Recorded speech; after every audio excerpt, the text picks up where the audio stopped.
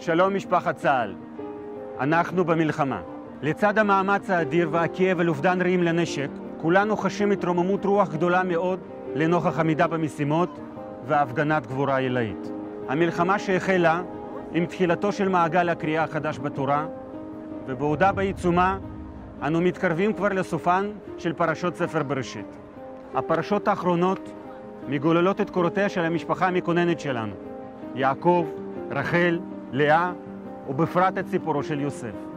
כל כך הרבה נכתב על חלומותיו של האיש הזה, עד שלעיתים נדמה כי אנחנו שוכחים את המובן מאליו, את העובדה שהוא הגשים את כולם.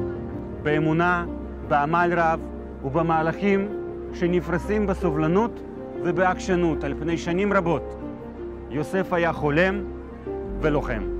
כך זה מתחיל. ויחלום יוסף חלום ויגד לאחיו. וכך זה מסתיים. ויאמר פרעה אל יוסף, ראה נתתי אותך על כל ארץ מצרים. מתוך רבים ורבות אני רוצה להעלות על הנס 3 גיבורים, מפקדים אצילים שזכיתי לפקד עליהם במרוצת השנים האחרונות. 3 מפקדי חטיבות שהיו ראשונים להבין, ראשונים לפעול וראשונים ליפול כחללים בהגנה על העם והארץ.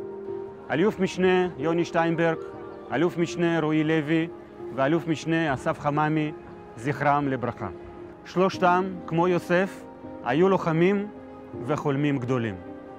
יוני לימד אותנו, ואני מצטט מדבריו, שגודל היכולת הצבאית לא נקבע רק במונחים חומריים. הוא תמיד נגזרת מרוחבו ומעומקו של הרוח והחלומות. החתירה המתמדת להגשמה היא זאת שקובעת את הניצחון במערכה. רועי, בסקרנותו למעשה הצבאי ומתוך ניסיונו המבצעי המרשים, היה תמיד מדגיש את מרכיב האמונה והשליחות כתנאי בסיסי לעמידה והשגת מטרות המלחמה.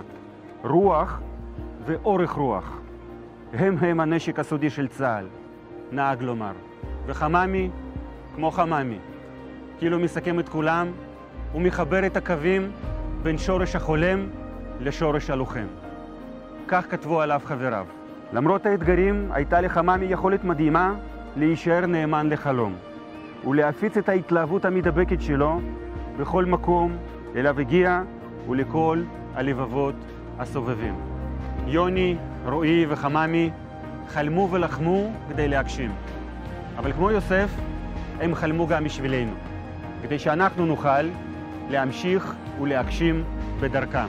מתוך גאווה גדולה בצה"ל, מפקדיו ולוחמיו, אהבה אין קץ למדינת ישראל, כבוד וזיכרון למורשת הגבורה. אנחנו נמשיך לחלום ולהילחם עד הניצחון.